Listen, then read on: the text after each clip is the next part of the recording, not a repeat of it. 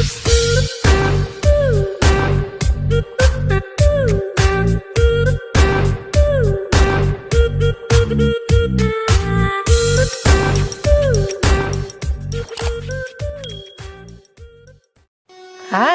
Assalamualaikum warahmatullahi wabarakatuh. Berjumpa lagi dengan saya Rina Adiba dalam pembelajaran jarak jauh Bahasa Indonesia kelas 9 semester 2. Pembahasan kita kali ini adalah tentang cerita inspiratif. Sebelum kita masuk kepada pembahasannya, Ibu ingin bertanya pada kalian, apakah kalian pernah membaca atau mendengar kisah dari seseorang yang kemudian membuat kalian merasa termotivasi ingin mengikuti seperti dalam cerita tersebut? Atau mungkin kalian juga pernah mendengar dongeng atau mendengar kisah para tokoh, baik itu tokoh politik atau tokoh olahragawan, misalkan Maradona, kemudian kalian merasa ingin menjadi seperti orang-orang tersebut.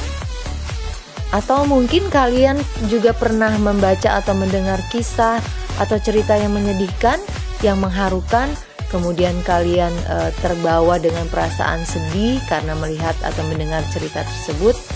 Ya, sebenarnya hal-hal yang tadi kalian rasakan itu merupakan efek dari kalian membaca atau mendengar cerita inspiratif. Nah, jadi sebenarnya cerita inspiratif itu adalah kisah yang menggerakkan hati sehingga pembaca merasa bersemangat atau termotivasi dengan cerita tersebut. Cerita inspiratif, teksnya atau tulisannya dibuat dengan tujuan untuk menginspirasi orang lain atau pembaca agar tergerak untuk melakukan sesuatu berdasarkan kemauannya sendiri. Nah, berdasarkan pada tujuan tersebut, maka teks cerita inspiratif ini mempunyai ciri-ciri yang tidak jauh dengan tujuan tersebut. Ciri-ciri teks cerita inspiratif mempunyai ciri-ciri utama, antara lain sebagai berikut. 1. Merupakan kisah nyata. Yang kedua, memiliki tema. 3. Judul. 4. Ada alurnya. Yang kelima, ada tokoh yang diceritakan. Dan yang keenam, bersifat naratif. Ibu akan menjelaskan satu persatu tentang ciri teks inspiratif. Yang pertama adalah kisah nyata. Biasanya diangkat atau diadaptasi dari sebuah kisah nyata yang dialami oleh seseorang. Orang yang kisahnya diangkat menjadi cerita inspiratif tersebut bisa berasal dari kalangan mana saja, selama cerita hidupnya itu dapat menginspirasi orang banyak. Nah, tujuan menuliskan cerita inspiratif yang berdasarkan kisah nyata yaitu memberikan gambaran pada pembaca bahwa hal-hal yang terjadi dalam kisah tersebut dapat juga terjadi dalam kehidupan pembaca. Dengan demikian, tujuan teks cerita untuk menginspirasi orang lain atau pembaca akan lebih mudah tercapai. Sebenarnya pada umumnya itu teks cerita inspiratif memang mengisahkan tokoh manusia. Namun ada kalanya nih, agar inspirasi dan nilai-nilai tersebut bisa lebih efektif tersampaikan untuk pembacanya, cerita justru disajikan dalam bentuk dongeng atau fabel. Hal ini dirasakan akan lebih efektif jika cerita inspiratif ditujukan kepada pembaca anak-anak. Yang kedua, ada tema. Selain kisah nyata, setiap bentuk tulisan teks inspirasi dapat dikembangkan dari satu tema tertentu menjadi kisah inspirasi yang menarik. Tentunya, tema tersebut akan disesuaikan dengan nilai-nilai yang terdapat dalam cerita atau kisah hidup yang dialami oleh tokoh. Kemudian yang ketiga, ada judul.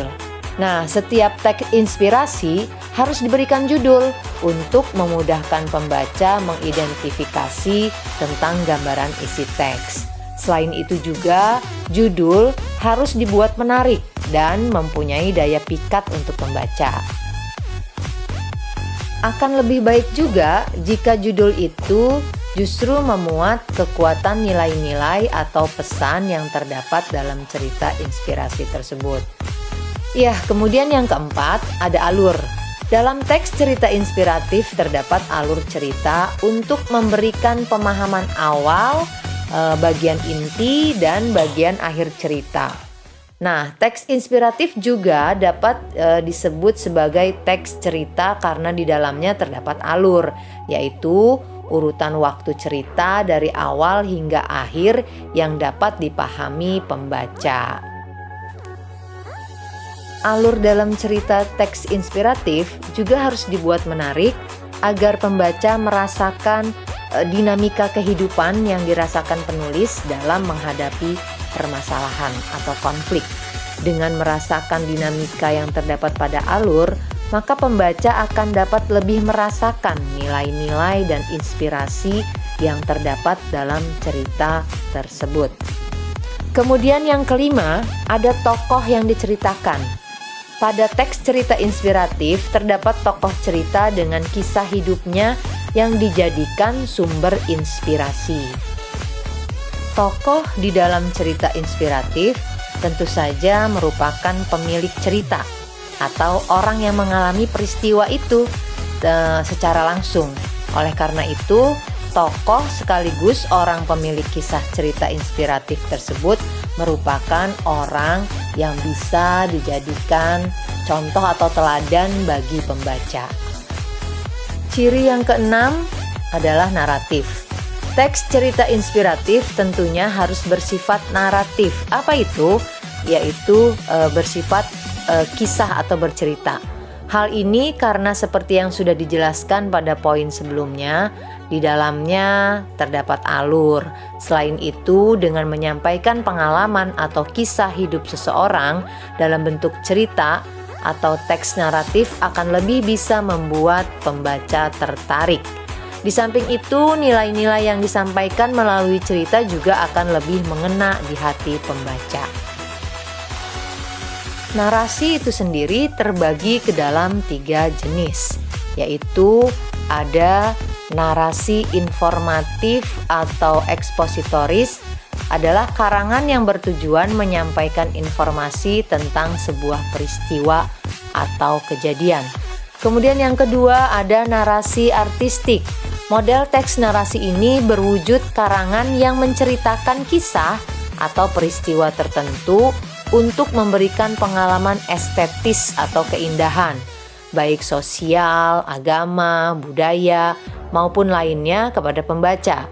Nah, bahasa yang digunakan pun dapat berupa bahasa yang bersifat konotatif, yaitu bahasa yang menggunakan makna tidak sebenarnya atau tidak langsung, atau disebut juga bahasa kiasan, dan juga menggunakan bahasa denotatif, yaitu makna langsung. Kemudian yang ketiga ada narasi sugestif. Model teks narasi ini juga berwujud karangan yang menceritakan sebuah peristiwa atau kisah dengan maksud dan tujuan tersembunyi atau terselubung kepada pembacanya. Lalu bagaimana hubungannya antara teks inspiratif dengan teks naratif?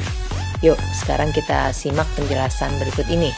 Antara narasi dengan inspiratif. Cerita inspiratif pada jenis narasi informatif biasanya kita temukan di berita-berita yang memuat fakta kejadian mengharukan atau sebaliknya tentang kesuksesan seseorang. Kemudian cerita inspiratif pada jenis narasi artistik bisa kita temukan dalam karya fiksi atau non-fiksi yang menggunakan bahasa indah. Misalkan pada novel atau fabel atau cerita-cerita tokoh yang dikemas dengan bahasa yang indah. Kemudian ada cerita inspiratif pada jenis narasi sugestif.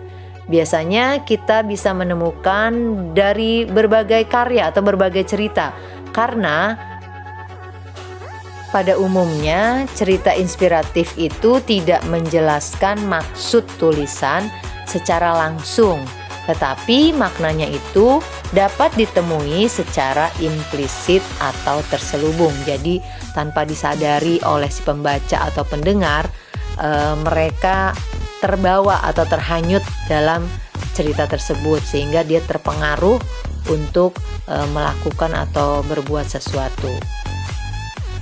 Pembahasan berikutnya adalah tentang unsur di dalam cerita inspiratif. Yang pertama ada abstrak, kemudian orientasi, dan koda.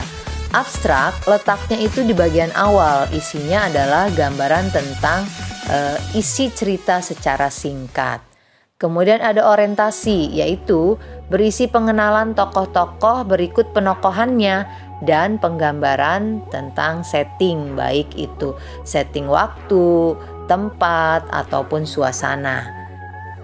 Letak orientasi adalah setelah abstrak. Tetapi kalau dalam cerita inspiratif ini tidak ada abstrak, maka orientasi diletakkan di awal cerita. Nah, kemudian yang ketiga unsurnya adalah koda, yaitu saran dan solusi dari permasalahan yang terjadi dan dapat diteladani. Dan ini koda letaknya di akhir cerita. Anak-anakku, ada yang harus kalian perhatikan ketika kalian membaca atau mendengarkan cerita inspiratif. Nah, kegiatan mengidentifikasi teks cerita inspiratif akan membuat kita mengetahui seberapa kuat cerita itu dapat menginspirasi. Identifikasi teks cerita inspiratif dapat dilakukan dengan memperhatikan isi ceritanya, menemukan kesan, nilai-nilai, dan pelajaran yang dapat diambil dari cerita tersebut. Setelah membaca teks cerita inspiratif, kalian akan menemukan hal-hal yang dirasakan seperti ada rasa simpati, empati, marah, kesalahan, kekecewaan, kepedulian, dan lain-lain seperti berikut ini. Misalkan simpati.